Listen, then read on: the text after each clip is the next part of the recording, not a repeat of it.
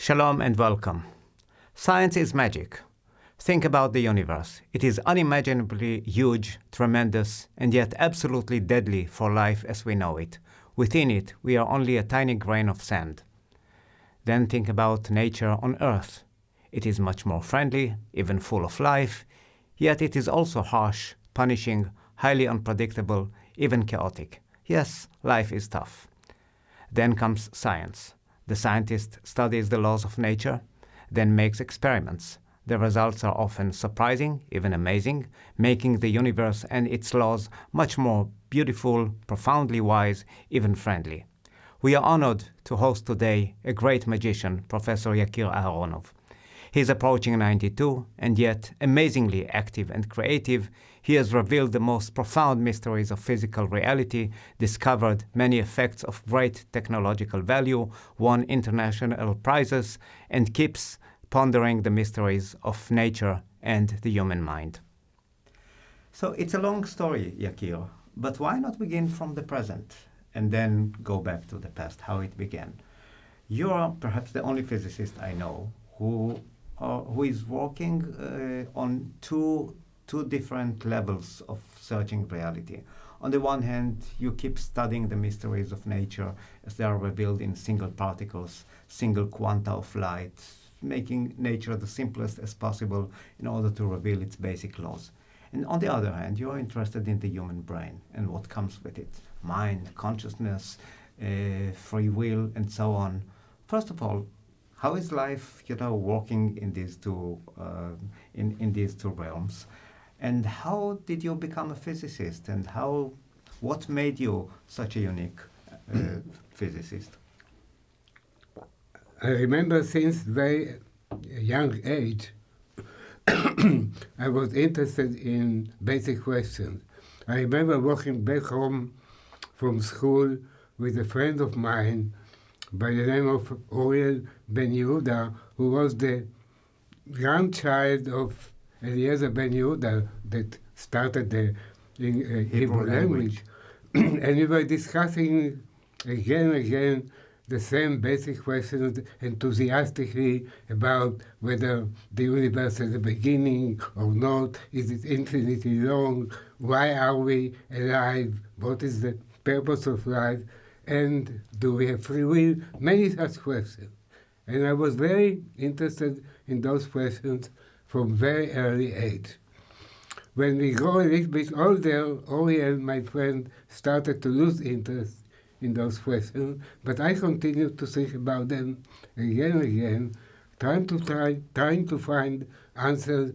For example, I read a lot of books in philosophy, Western philosophy, Eastern philosophy. I found out that philosophers know how to ask interesting questions, but not how to answer them. Then when I was about 17 years old, I discovered in the library two books that I was very lucky they were translated to Hebrew. At that time, I didn't know English well. One book was by Einstein and Infeld, and the other by Eddington, especially the book of Eddington that was called The Nature of the Physical World. Teva ha'olam hagashmi in Hebrew. Yes, I remember. Yes. I found that there he asked interesting, very deep questions, but also he had the tools to answer them by using physics. So that convinced me that I should try to learn physics, to study physics. And by the way, there was another reason, that's a joke, why I decided to become a theoretical physicist, because I was studying violin, playing the violin. I had lessons and I was quite good at it. And I found that the best place in the house to play the violin was either in the kitchen or in the bathroom. For some reason, these were the best places to hear the sound. And then I read a book that Einstein discovered exactly the same experience about where to play the violin. So that makes me another reason that I was convinced that I should become a theoretical physicist. Anyhow, I started to study physics at the Technion in Haifa, and I was very lucky to have as my teacher a very, very famous physicist by the name of Nathan Rosen. He's one of the three authors of perhaps the most well-known article in physics, Einstein-Podolsky-Rosen paradox. And Rosen taught me quantum mechanics very, very nicely. At the end of the course, we had to write a thesis, short thesis, to get a grade for the course. But each one of us had to come to Rosen to ask permission or to discuss what topic to discuss to take for this thesis. So I came to him and I told him, look, I would like to write a short thesis about some very deep questions about quantum mechanics that interest me. And Yakir said, no, these kind of questions are only for old guys like me. They will never lead you any place. You should actually try to take some question that has to do with real physics problem. But I told him, look, Professor Rosen, the only reason I wanted to do physics was to answer this kind of deep questions.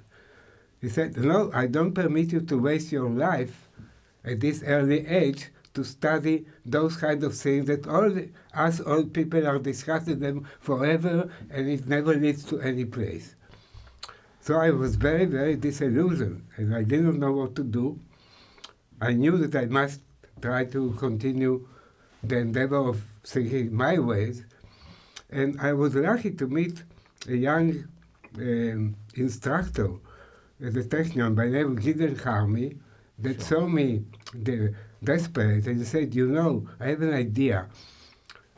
Just now, a few days ago, arrived in the Technion a very well-known physicist by the name of David Bohm. He might be interested in what you think about, and he might save you. So I came to the door of his office, knocked at the door, entered, introduced myself, and he asked me, what are you thinking about?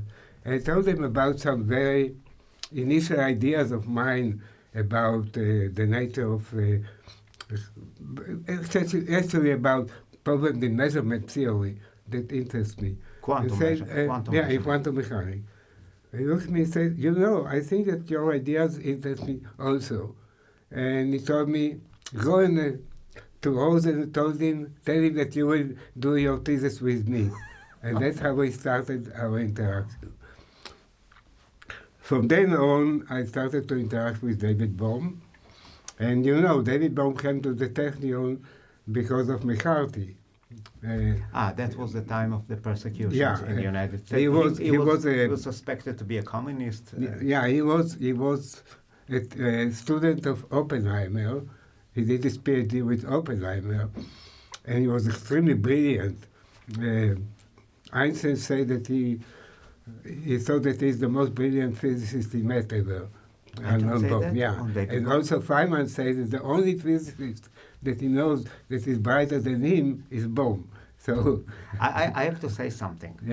Just to be to feel pride. So because you are my scientific father, then David Bohm is my scientific grandfather. So I should be proud too. So I didn't know that Einstein and Feynman had such a huge praise. Okay. Yes. Wow. So Bohm was then assistant professor at Princeton, and everybody knew that he's going to get the tenure there, and the students like him very much. But then came the McCarthy era, and he was invited to appear before the committee, the McCarthy committee. And when the board of trustees of Princeton, that were extremely conservative, heard that he's going to have to appear in front of the committee, they decided immediately to fire him, even not to continue to see the end of that investigation. There was a strike of the students at Princeton, but it did not help. So Bo decided to leave the country. He went first to 1 year to Brazil, and then, while he was in Brazil, he was invited to appear again in the committee, at that time to testify in the trial of Oppenheimer, and decided not to do that. So they decided to take his passport, his American passport. Later, the Supreme Court of the United States decided that it's not allowed to take the citizenship of somebody that was born in the United States. But at that time, it was allowed. So Bohm could never return back to the United States, and he decided to go to Israel instead. He was Jewish, and that's how we met in the Technion. So perhaps the only good thing that happened from the McCarthy business is that I met with Bohm. Thanks, McCarthy. Wow. So, after a year, Bohm developed a very strong allergy to sun. His skin became very, very affected, so he had to leave Israel, and he got a position at Bristol University in England, and he took me along. That's where I did the Together PhD. with Gideon. Together with Gideon Harmy, right. Yes. And that's where I did my PhD, and that's how I started my research in a foundation that was very successful. It was exactly the opposite of what Rosen expected. Just because I was interested in the deep questions and I approached the problem of physics in my new way to think about what it really means, that I discovered a whole lot of well-known effects that came out of this research. But all my life, I was not forgetting the idea that I'm trying to see what can nature or physics teach me about me as a human being. So that was really always my main purpose, and I think now that I've come to the conclusion that we should expect another revolution in physics that has to do with exactly the same, this kind of deep questions that the physics of today does not answer well. Actually, I read the book too, notice this young age as you, but I do remember that The Nature of the Physical World by Eddington had the courage of asking these great questions about the universe, about what is matter, what is energy, but also what is mind, what is consciousness. Yeah. That's what made this book unique, and you were lucky to read it at a young age. Just to complete the story, I guess that in later years, Nathan Rosen learned to appreciate your achievements, and yes, I think so. he was a very kind. He was a very extremely. I remember him, an extremely kind and gentle. Yeah, he was very kind and very gentleman, and I'm sure that I realized, very quickly when I came with Bohm to Birmingham, to Bristol, with our research started to get very interesting results. Yes. One of them is a new approach to interaction in physics. So we are now in your PhD, in this beautiful period in which you did your PhD with David Bohm in Bristol. Your main achievement there was the discovery of the Aharonov-Bohm effect. What is unique about this effect is that when you think about it, you learn more and more about quantum mechanics. So I'll say only a word about this effect, and then from there you can tell us why it is so profound and why it is such a good guide to understanding the mysteries of quantum mechanics. Okay. First of all, what is the effect? The effect tells us that there is something new about interaction between particles that is different in quantum mechanics than in classical physics. In classical physics, for a particle to feel the effect of a force, it has to be in a location where the force itself is different from zero. So if a classical particle, moves in a place where there is no force, it will continue to move with the same velocity and nothing will happen to it.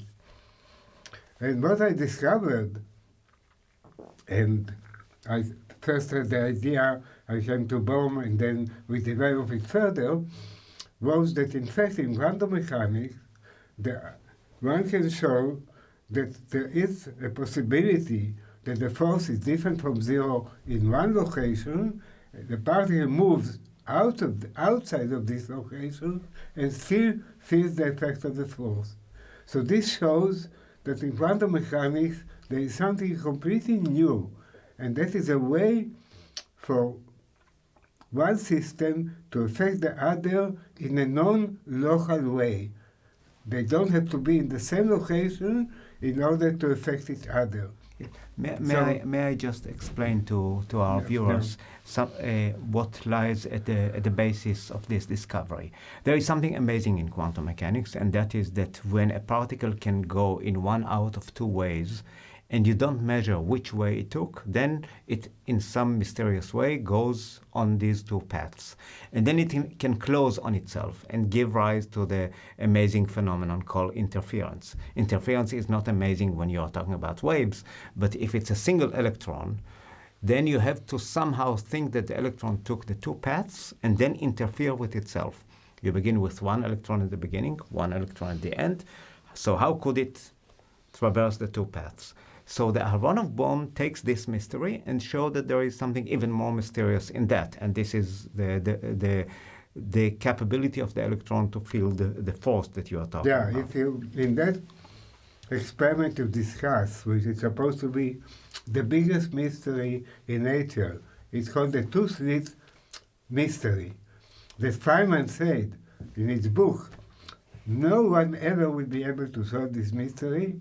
I suggest to any student that tries to study physics not to try to understand that mystery, because if he tries to think about it, he will fall into a very deep hole that he will never be able to come out of it. So, and what is the mystery? The mystery is that you send one electron after another through a screen that has two slits in it, and then you put the photographic plate on the other side. Each electron will just leave one point on the photographic plate. But when many, many points are collected, you find that there are some places where no electron appeared.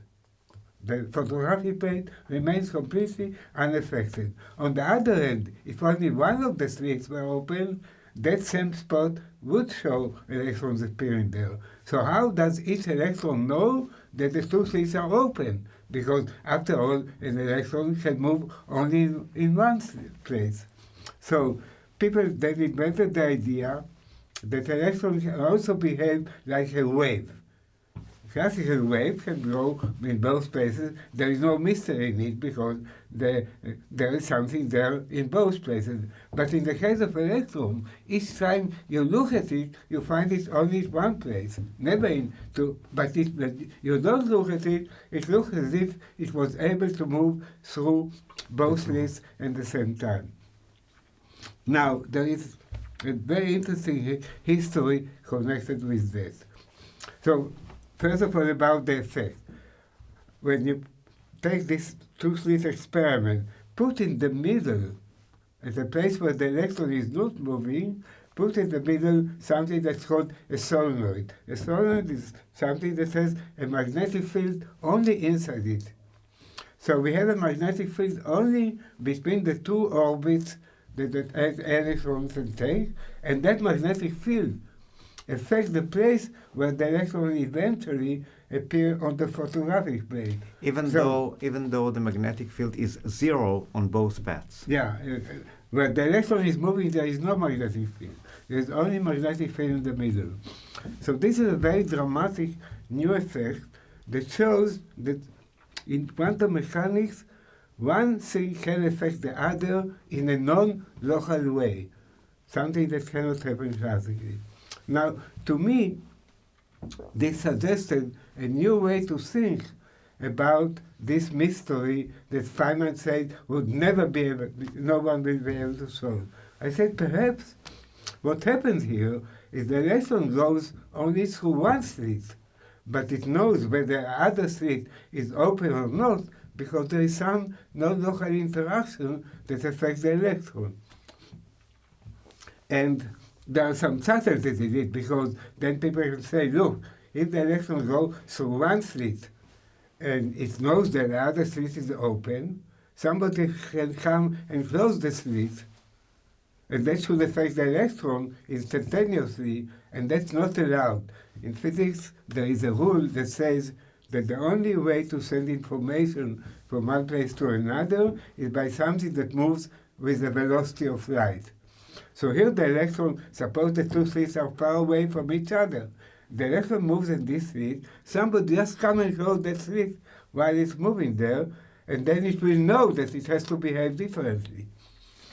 So the solution to that is that under this condition, that thing that affects the electron non-locally, that effect is not seen because of the quantum uncertainties. So let me say a little bit about what quantum mechanics is, and then we'll understand better what is going on here.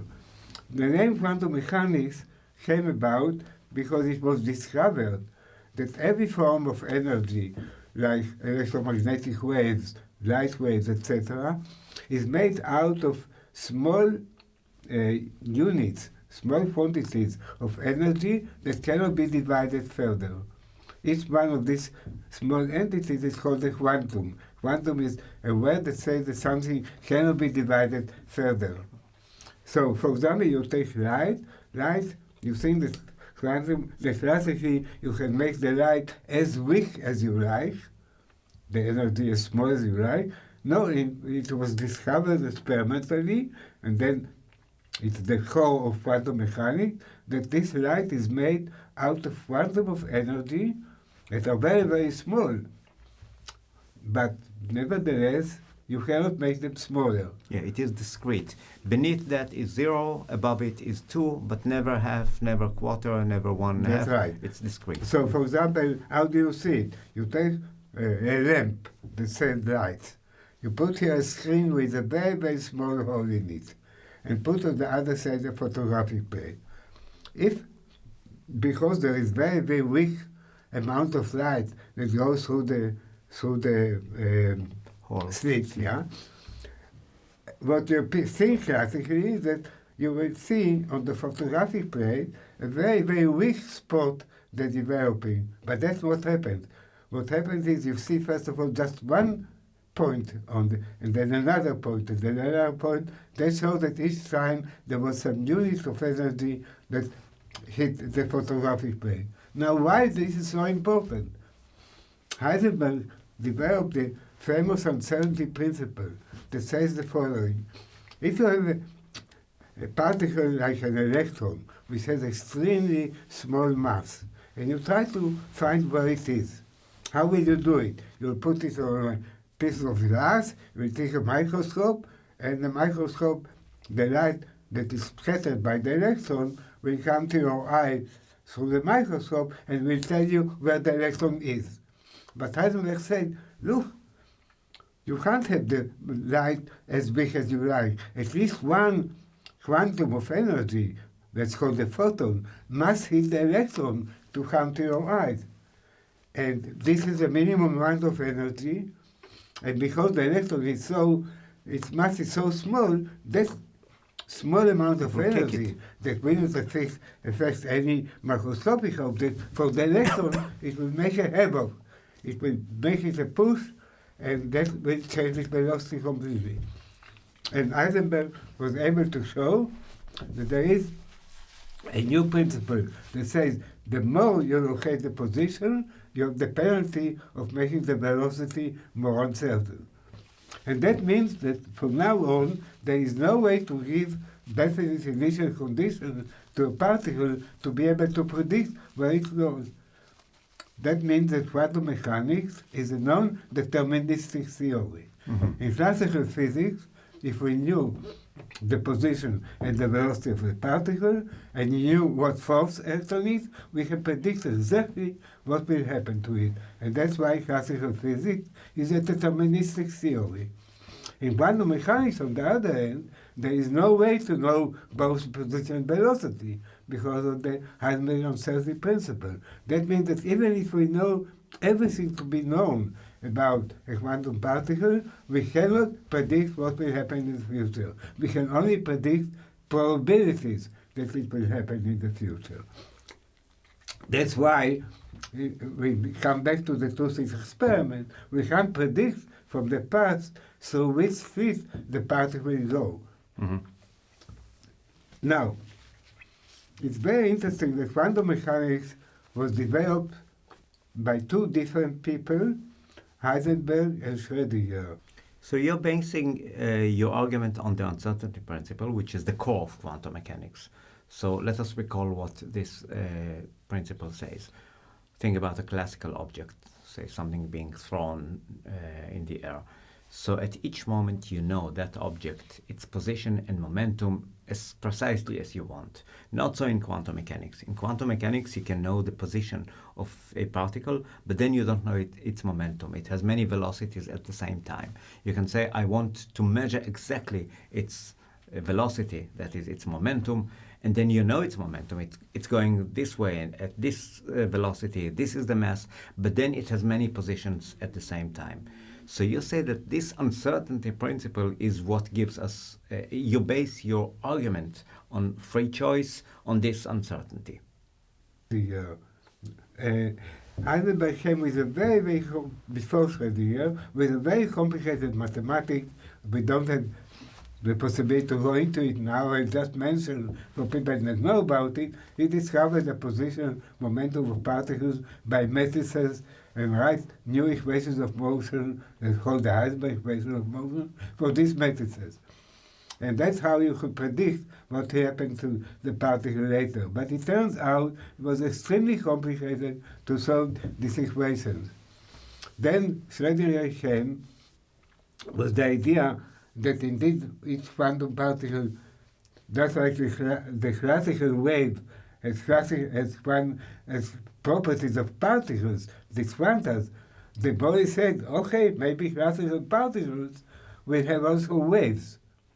And Schrödinger took this idea and wrote the famous Schrödinger wave equation that describes now the motion of quantum particles by saying that each particle, instead of being a point, like in classical physics, is described by a wave. Wave is different. Each particle has a wave that is different from zero in all locations of space. But what is the meaning of it? The meaning of it is the size of that wave tells you what is the probability to find the particle in this location. Historically, after Schrödinger wrote this equation just a few months after Heisenberg, because it was so simple to solve this equation, everybody left Heisenberg and went and discussed and solved all the problems of quantum mechanics, atoms, etc. To this day, people prefer the Schrödinger. Because it was so simple mathematically. And because because of that, they thought that indeed that is the correct way to think about what happened in quantum mechanics. That because the mathematics was so much simpler.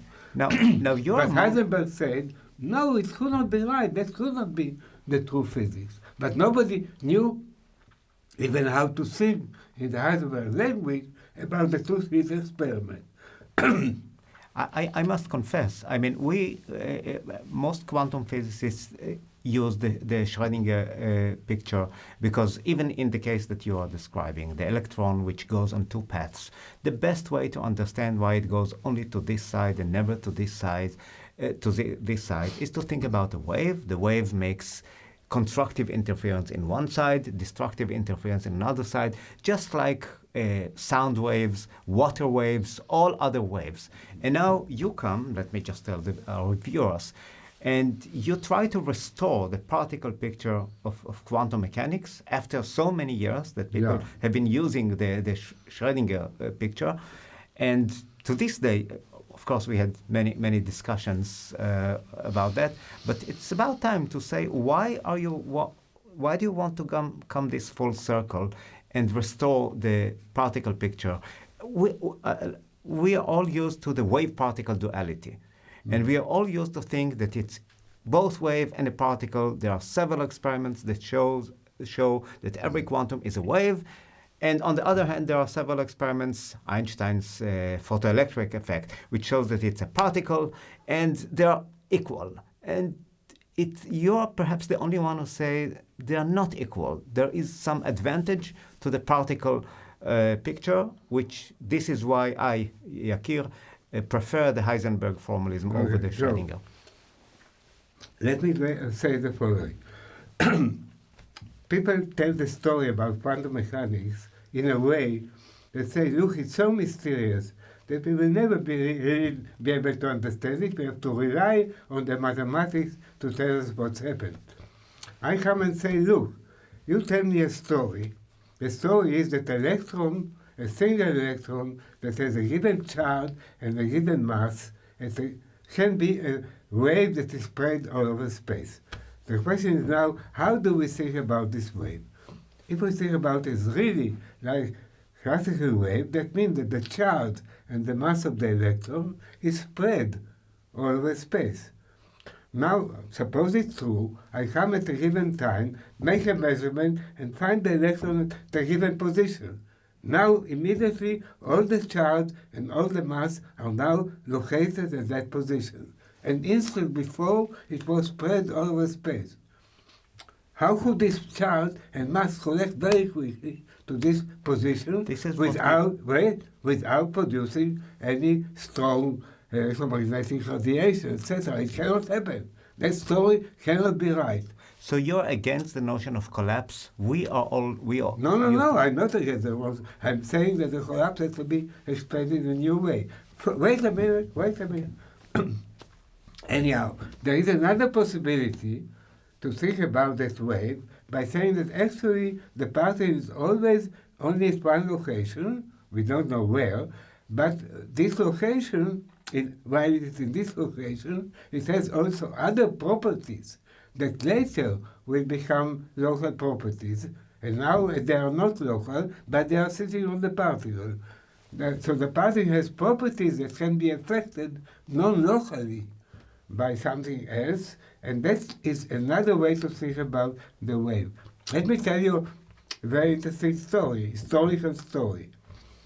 In 1964 or 5, I'm not sure, I was invited to come to Munich to visit the Max Planck Institute.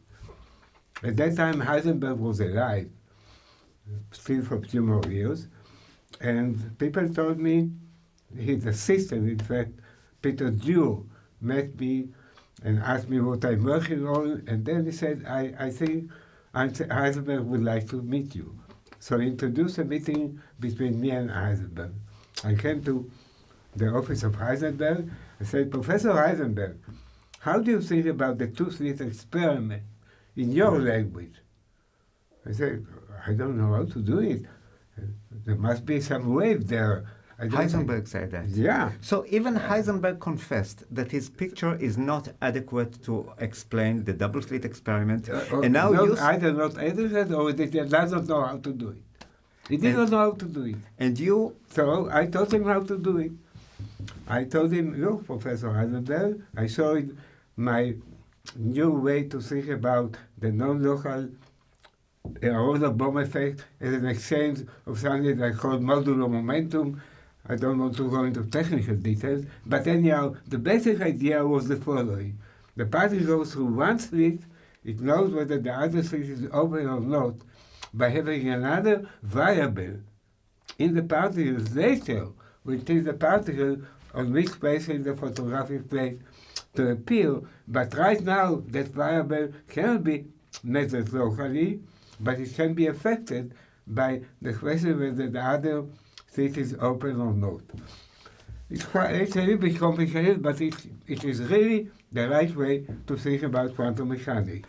And the right way is also because of the fact that I develop a new formalism in quantum mechanics where I say that the particle at a given time has to be described by two boundary conditions. By measurement was done on the particle in the past that developed to the present, and also by the result of a measurement that will be done later in the future that comes back to the present and affects also the behavior of the particle. In this way, for the two-slit experiment, I was able to show that from the past, the particle has this non-local property that tells it whether the slit is open or not, and from the future, I can find out through which slit the particle went. Okay. So it's a little bit complicated, but anyhow, the idea is you have two possible pictures of quantum mechanics, two possible stories. One story is to say, look, it's very simple, it's exactly like the classical wave. We have very trivial intuition about it. The particle can be a wave, and that's why when you go through slit, we have destructive interference. Beautiful. But then once you tell this picture, there are always all time with new surprises that come over the time, and people don't understand really deeply what quantum mechanics is all about because they don't have the right story. I claim that the right story is the story that a particle is always just a particle, and it has also properties that are affected non-locally and affect non-locally, and they replace that picture of the wave. Let me make life harder for you. Yeah. Okay, you are describing here two revolutions. One of them I always thought it was counter-revolutionary, and the other revolutionary, and let's see how they can fit together. On the one hand, now you say after 120 years of quantum mechanics, every time that you think that the particle went through the 2 slits, or 17 slits, or thousands of slits, it actually goes through only 1 slit. Let me confess that I never felt comfortable with that because I thought that was counter-revolutionary. The revolution was in the Schrödinger picture that tells you that it's absolutely a wave and then it's absolutely a particle and there is some tension between them from which quantum mechanics keeps developing. And you say, no. In reality, it goes only through 1 slit. I even remember a paper that you wrote with Jeff and the guys making sense of the 2-slit experiment. So you went against Feynman, who said never think about it because you will fall into a hole and you will never emerge from it, and you plunge into the hole. And you actually say, look, Feynman, I can tell you, it went through 1 slit. And this is something which was always harder for me. Now, but let me hold your horses, because not only I tell it, I can prove it by experiment. The idea is, I send the particle in what people call wave, so supposing it go through both slits. Then, instead of measuring the interference by making a strong experiment to see where the particle is, I do what I call weak measurements that only measure very weakly where the particle is. Instead of the photographic plate, after the 2 slits, I make a very weak measurement where the particle is, and then I make a strong measurement that shows me through which slit the particle went. Sure. So let me only explain. You are now actually outsmarting Heisenberg, because Heisenberg's uncertainty principle says there are 2 questions that you can ask. Either which path, and you can find out that it went for this slit or the other slit, but you will lose interference. Or you can see interference provided that you never tried to find out which path it took. And now you say, yes, just watch, I can do that. I can get information about the which path and tell you that it went only through 1 path, and I did not destroy interference. And this is how you invented the weak measurement. Right. You believe that you can eat the cake and still leave it uneaten. No, I'm just saying that really the particle has 2 information. The one information is through which slit it went, and the other information is what I call the modular momentum that tells it where should it appear later in the photographic plate. And these 2 information are at the present because one information I found in the past and another information I found in the future. So the new way that I think about quantum mechanics is the fact that I can have 2 information rather than the one that everybody thought up to now. Okay. And I can check both information only by weak measurement, only when I have an ensemble of particles that are having the same boundary conditions. Okay, let me just explain to the viewers that every time that you do this gesture, you are saying something which is the most revolutionary possible. You are talking about 2 measurements in time, one in the past, one in the future. These are the 2 measurements that we are making on the particle. And what you say is that the evolution in between is affected both by the past and the future. Yeah. Nothing like that we know in our ordinary life. We are now affected by our morning, whatever we ate at breakfast and so on. The evening is still unknown, it's still in the future. It would be the most ridiculous thing to say that our behavior now is affected by both events in the morning and at evening, because it's now noon. So actually, this is what you say explains some of the mysteries of quantum mechanics, and that is that the quantum, single particle or quantum of energy, is affected equally by events in the past as well as in the future. Yeah, that's right. Go ahead. Okay. So once we came to this point, we can come now to the basic thesis that I believe that we are facing a new revolution in physics. Oh, yes. And I want to first talk a little bit about the issue of revolution in general. In the beginning of last century, two revolutions shook the world of science: relativity and quantum mechanics. Both revolutions did not say that classical physics is wrong, because in the whole range where classical physics was checked experimentally, it was completely right. So that means that the only way that a revolution can happen is that we come to a range of phenomena that has a new region that was never tested experimentally before. In the case of relativity, it was moving close to the velocity of light, which nobody was able to do before, and therefore all the experiments that were done in classical physics never could discuss what happens when something moves close to the velocity of light. In the case of quantum mechanics, it's because we found new way to do experiment on extremely small light particles that we discovered this new phenomena that is called quantum mechanics. So now I suggest there is another region of physics where experiments were not done so far on it. And that region is the region of complexity. The system that is most complex in the universe that we know about is our mind, our brain. If you look at the way that the brain is organized for that number of atoms that are in the brain, this chair is extremely simple system, even though it has more atoms than my brain, but they are organized in a trivial way. The way that the brain is constructed is the most complex structure that we know about. Therefore, I suggest that some of the experiments that are our own experience are experiments about the most complex system in the universe that could never be tested otherwise in the laboratories. So if I look at some of my experience that I call experiment on the most complex system in the universe, like the feeling that I feel that I'm free, the feeling that I feel that the time is developing from one present to another, all these experiments on this complex system, the physics of today tells me that this is an illusion. The physics of today tells me that free will must be an illusion, and we will discuss in a minute why.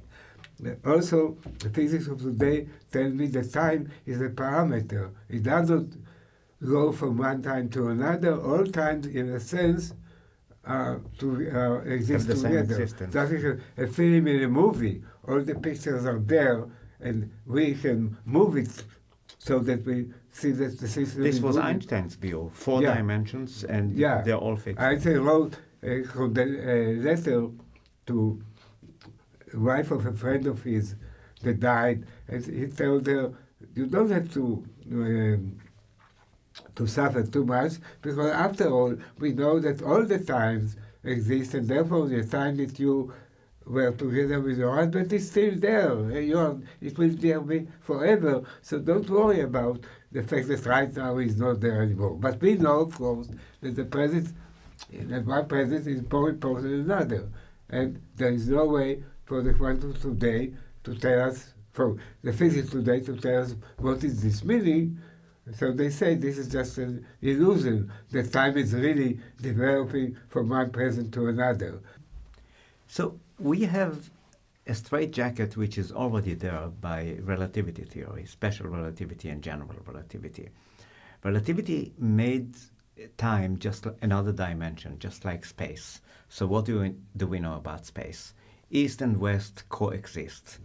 South and north coexist, up and down. They have the same degree of existence. We used to think that past and future, it's different. The past is fixed, the future is still open. Not so in relativity theory. In relativity theory, they have the same degree of existence, past and future. And when you, Yakir, are doing this gesture, which I described earlier, actually I should tell our viewers that you are applying it not only to particles, you're applying it also to human beings. We are affected, just like the particle, directly, without even thinking about it, without even knowing it. Some part of our brain is somehow affected, of course, by the past, but how we were educated, how we were born, and so on, but also by events in the future. So I understand now that you are actually, by allowing the future to affect our present, and then our present again to affect our future, you're going against the relativistic picture. You say that the future is genuinely open, such that freedom of choice is genuinely possible. Similarly, about free will. Let's talk about free will for a minute. But allow me just to say something where I'm so much baffled. I can understand your two-state vector formalism when you're talking about a particle, because this is what you have proved in the ABL, Aharonov, Bergman, Leibovitz, back in the 60s, that indeed when you are making two measurements, the particle is affected by both of them. Now you want to tell me that I have a free choice to make, whether I'll be a good man or a bad man, whether I'll commit a crime or not. Wait, don't tell me what I want to tell you. Let me tell you and then ask your question, okay? Oh, go ahead. Go ahead. We're talking about free will.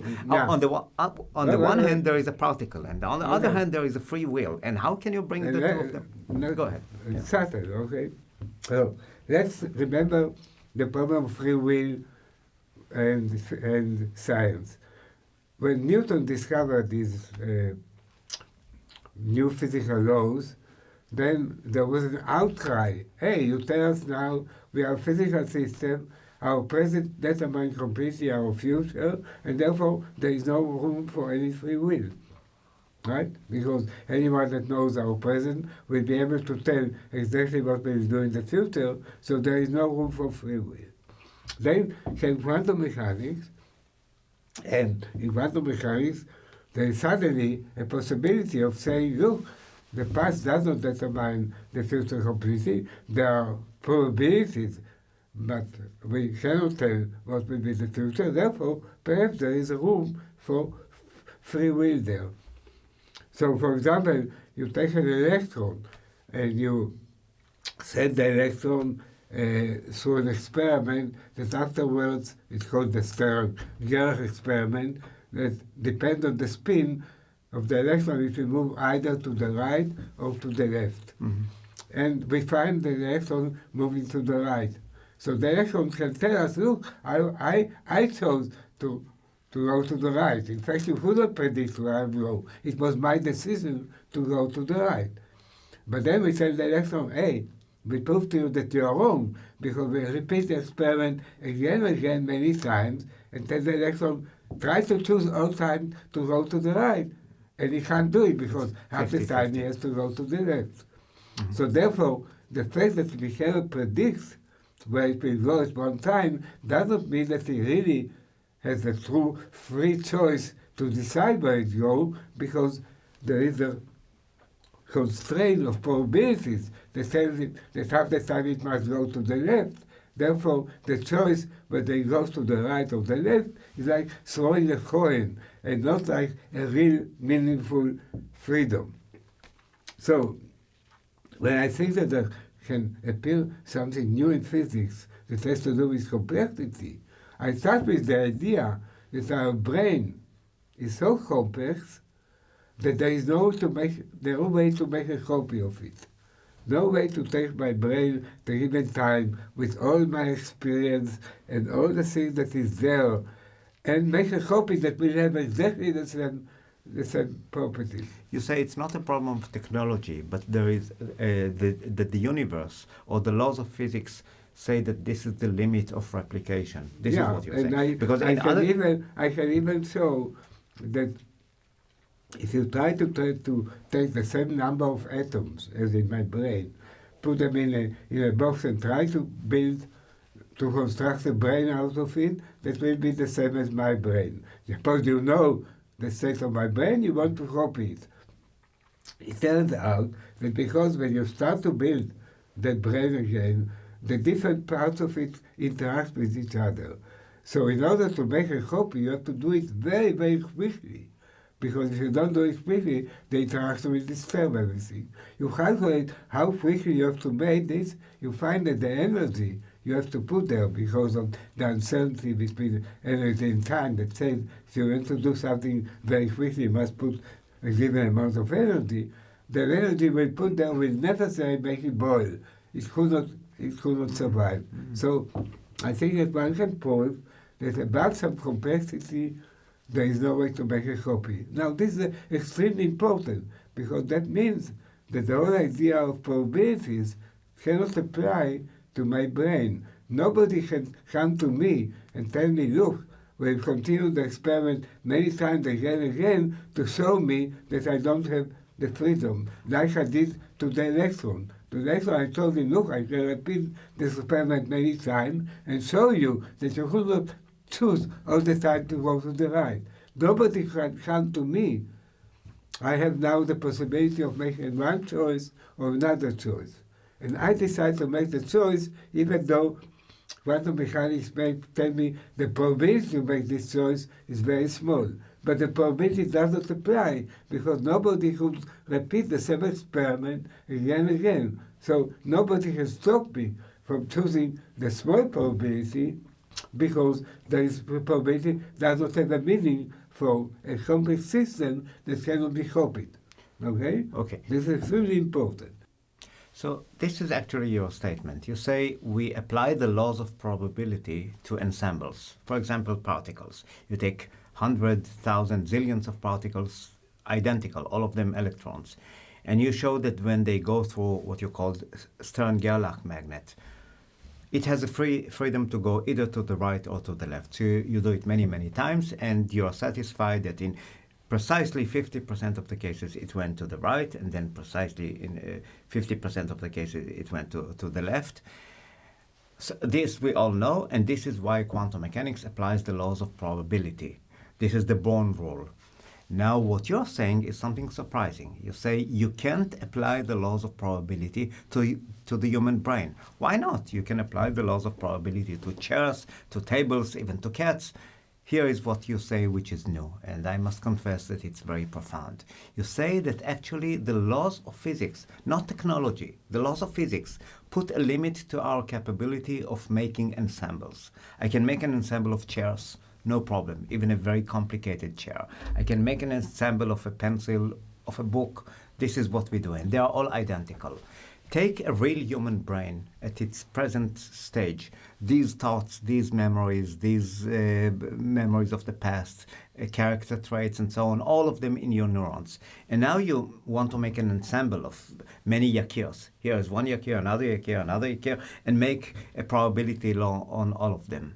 It turns out actually what you say, and I think that you're correct. You can't do that. You can't do that because if you want to reproduce each neuron exactly as it is, and the same synapse, the amount of information that you need at a very short time is such that the uncertainty principle will ruin it for you.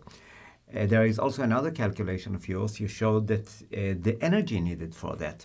We know that complexity and energy go together. If you produce a lot of information, a lot of complexity, you need a lot of energy. You will have to put so much energy in one place that it will create a black hole. So this is not a problem of technology.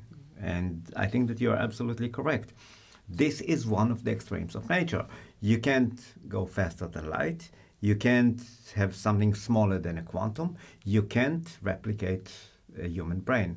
So the laws of probability do not apply to it, and here is why we need a new theory of mind. So, let me conclude by saying that I believe that there is another revolution that is due, which has to do with complexity, that evolution, once we understand it, will give us a new way to think about us as human being a physical system, but a complex physical system that the laws of physics today, which are based on experimental system, simple system, doesn't apply.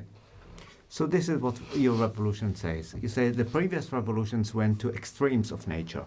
The fastest in relativity theory, no faster than light. The smallest in quantum mechanics, largest masses, black holes, and so on. These are the extremes of nature. And the physicist is a kind of an extreme sportsman who goes to the extremes. And then you actually say you neglected another extreme, and this is this extreme. It's not just complex, but I can show by some constants of nature, say the uncertainty principle, even perhaps speed of light or something like that, that you cannot replicate a human brain, a real human brain. So while the Born rule applies to electrons because you can take zillions of identical electrons and show that you can never know whether it will go to the right or to the left. So you make a statistics. What you are saying is that you can make a statistics on a brain, because in order to make statistical laws, you need an ensemble. You will never have an ensemble of living brains, because physics, the universe, actually gives a limit to that. So I understand this revolution. But still, here is what keeps bothering me. When Newton ruled in physics, then we felt in a straitjacket. How come that I am a slave of my past? If you believe in determinism, then people will say in psychology and so on, you're a slave of the past. Whatever happened to you in childhood, education, and so on, you're not free according to the laws of nature. Spinoza once said, if the falling rock could think, it would think that it is willing to fall. While it is the laws of nature that make the rock fall, and I think that I'm just doing this out of my free will, and the classical physics may say that there are previous reasons for that. Now you come and you purport to liberate me from the shackles of the past, but what are you giving me instead? You put me now in the straitjacket of being confined, not only by the past and by the future, and you say that you can restore free will by saying that I am not only being determined by my past, which I know and I remember and I can do something about it, but in somehow my choice at present is affected by things about which I don't know in my own future. Am I the only one who feels that you put me in a... No, but the idea is that you're still playing a role about the future. Not that the future is only... It's a very strange idea. The idea is the following. You, at the present, try to make a decision about the future, right? And when you make that decision, usually you play a game in your brain. The game is you anticipate what will happen, how it will affect everything, and the kind of emotion that you get out of this game lets you choose between one possibility or another possibility. Now imagine that instead of just playing this game in your mind, actually you are able in some way to go in time, actually experience that things, see what all this development happened, and then come back to the present and say, do I like what happened there or not? So in that sense, you are free to decide what future to make. But nevertheless, the future comes back and affects the way that you make this decision. That is the kind of feeling I have. But this is trivial. Huh? This is trivial. What you now describe, there is nothing revolutionary in that. Let's think about... No, but instead of saying that I played this game in my brain, I'm saying that actually it happens in nature. In nature, what happens is that you are free to affect the future. But once you affected the future, it is there, and it can come back to you now and help you to see whether that future is the right one or not. Are we now talking about classical physics or quantum mechanics? No, we're talking about new physics that has both classical and quantum in it. So let me put it. I'm just saying that quantum mechanics let us think about time in a new way that we, in classical physics, could say could never happen. In classical physics, it could never happen that something that you do in the future can come back to the present and affect it, because that will mean that you can't have free will. That's called the causality principle, which is extremely important in physics. If you say that I can find in the present some result that is due to something that I'm going to do in the future, right? That immediately means that you don't have free will. Why? Because you find now that in the future you were supposed to do something. You found it. Then you can change your mind and say, I don't do it in the future. Then there is a problem, because you can't explain why it was there. That's why in classical physics it could never happen that what you do in the future can go back and affect the present. Okay? But here, let me put the question this way. Okay, Yeah. My name is Raskolnikov. There is an old woman who gives me a lot of trouble. I owe her money. And I think, how about taking an axe and murdering that old woman? Nobody would know. So I'm still, just as you said, I'm still pondering whether I should kill the old woman or not. And you are now Dostoevsky. And you say, I found in the ABL rule, I found that a particle, you have to tie the two things together, Yakir. You said, many years ago, I found that a particle between two measurements is affected by both the past and the future. Now you, Raskolnikov, there is something in your future. Einstein said that the event, whether you murdered the old woman or you did not murder her, is just there like the present, which I feel, it's a straitjacket. Raskolnikov, does he has a choice? Does he have free will when he thinks about the moral question or not? And now you say that by quantum mechanics, by your work in quantum mechanics, by the fact that you cannot apply the laws of statistics on a brain, on any human brain, you can tell Raskolnikov that he has some freedom of choice, because he's running the scenarios of what he is going to do later, whether he will be caught by the police or not. This is the whole story. What is unique about your approach when you apply it to such a case? So I'm saying the following. In classical physics, we saw that the time is very simple. There was a past that is not there anymore.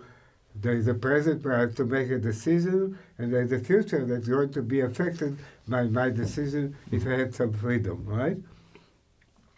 Now, I found out in quantum mechanics, at least for an electron, that its behavior in the present depends not only on what experiment I've done on it in the past, but also what experiment I will do with it in the future. And I can show that that is true, and it's consistent because there are uncertainty relations. Otherwise, it would be inconsistent. Mm-hmm. So what happens in quantum mechanics, because there are uncertainties, then there is a possibility for a given past to make a different choice in the future. That's a new freedom that wasn't there in classical physics. Mm-hmm. So I first of all have the freedom to select in the future out of a number of possibilities, part of them. That selects not all the electrons, but only part of them. So there is a possibility in quantum physics, contrary to classical physics, to define a new kind of ensemble.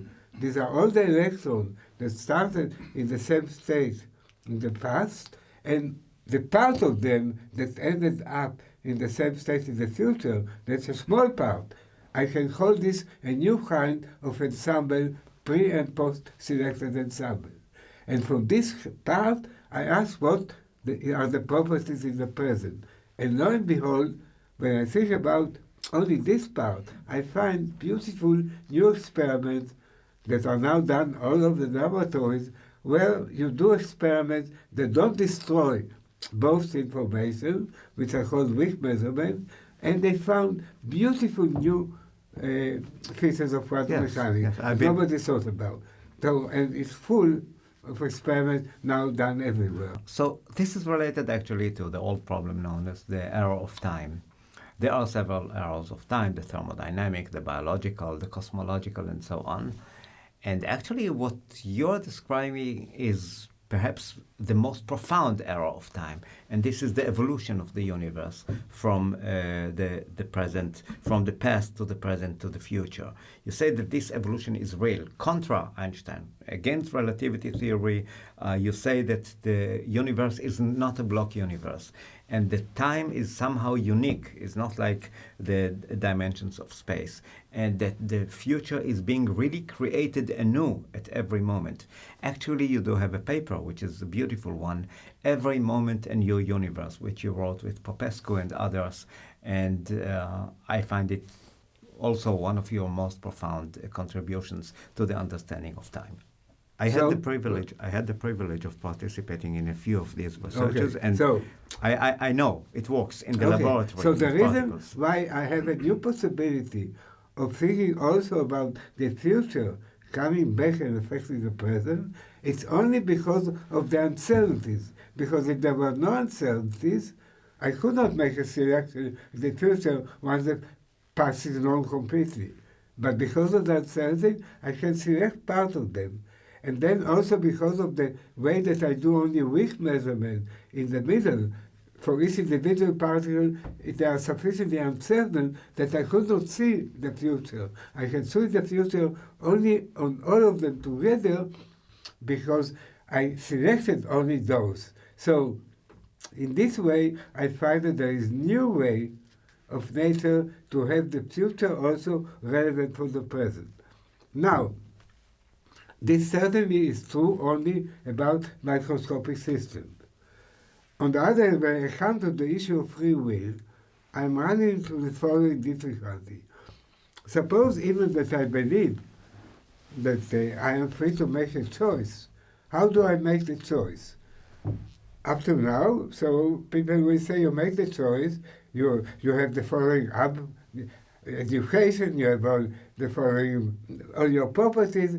Out of this, you make a choice. So everybody will know all my properties and all my education will be able to predict what I'm doing. So in a sense, it's not a real freedom because it's dictated by the past. So the only way that I can think of something new is about a new kind of time that up to now I've seen it only in microscopic physics. But I believe that there is a possibility of a new type of issue of decision. Issue will be a kind of a dynamic interaction.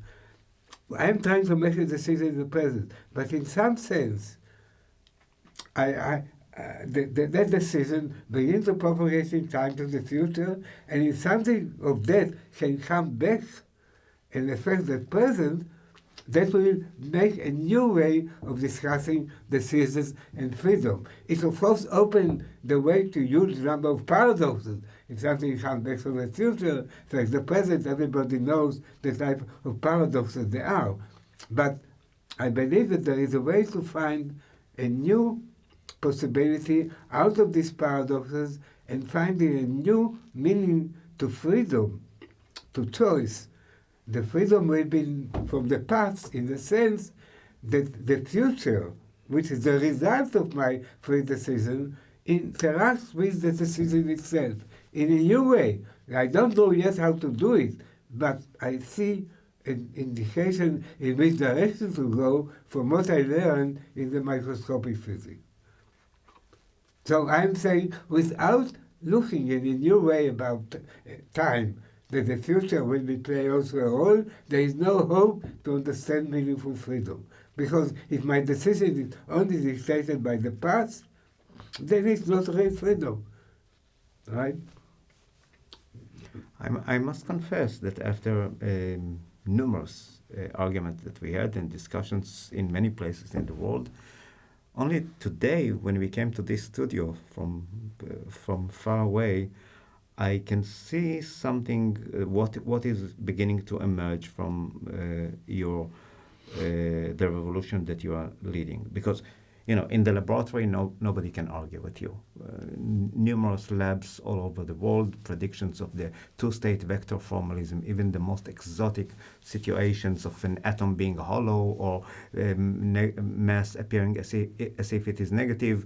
One laboratory after another gives confirmation. No, let me just say for the audience, the thing that I'm most excited about this thing is the thing that I call the Cheshire Cat effect. Oh, yes. Yeah, go ahead. When I was a boy, I read a book of Lewis Carroll. It's called Alice in Wonderland. And in this book, he described this girl, Alice, that comes to this wonderful world where she can talk to people, to flowers, unbelievable. And she meets a cat there. The cat came from Cheshire, written in England, so it's called the Cheshire Cat. And she talks to the cat, and suddenly the cat gets angry and decides to leave her. But it does it in a very strange way. First, the tail of the cat disappears, then the body disappears, then the face disappears, and the only thing that is left is the smile of the cat. So when everybody reads this book, including me, I say, okay, the guy is crazy. He's talking about something can never happen. How can you have a smile without a cat? And then I discovered in quantum mechanics exactly that thing can happen.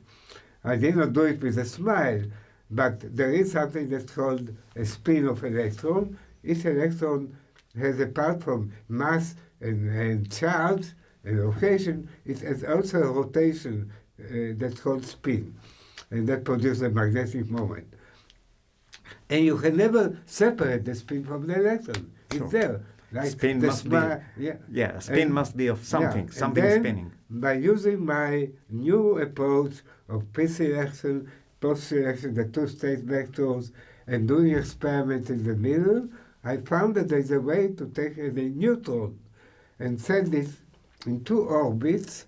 In one orbit, the mass of the neutron goes, and the other orbit, its spin goes without the neutron. So Abstract spin, of spin without the particle. Without the particle. So this was like the smile of the cat that is left without the cat. Here, so quantum mechanics tell us most beautiful possibilities that we could never guess from classical experience, and somehow this marvelous imagination of this English author somehow imagined something that only quantum mechanics now can tell us it can happen. Very amazing. Absolutely. So I confess that after many years, which I'm struggling with your ideas, especially about free will, I think that I begin to see the emerging picture. As I said, nobody can argue with you about what you predict about particles. I mean, the Cheshire Cat has been studied in many laboratories, and it turned out that it's really strange. The particle is here, the spinning particle, but its spin goes on the other path. But now you equally boldly say that the greatest mysteries of the human mind, such as freedom of choice, free will, and so on, can be solved this way. And you say that by being determined by both boundary conditions, past and future, which to me so far made me feel like I'm in a straitjacket, being even more threatened than in classical physics. You said that it actually liberates you. It gives you the possibility of genuine freedom of choice. Yeah, because the boundary condition in the future is something that is part of it is due to your own free choices that happened before that. That's part of what makes this boundary condition. So for you, the future is open. It's a kind of course. It's not in relativity theory. It's not in general or special relativity. You say that there is a real difference between past and future. I'm saying that there must be a new approach to time. The new approach to time must have in it the idea that you have a bed that is present that goes to another present. So in fact, I have a formula that describes two kinds of times.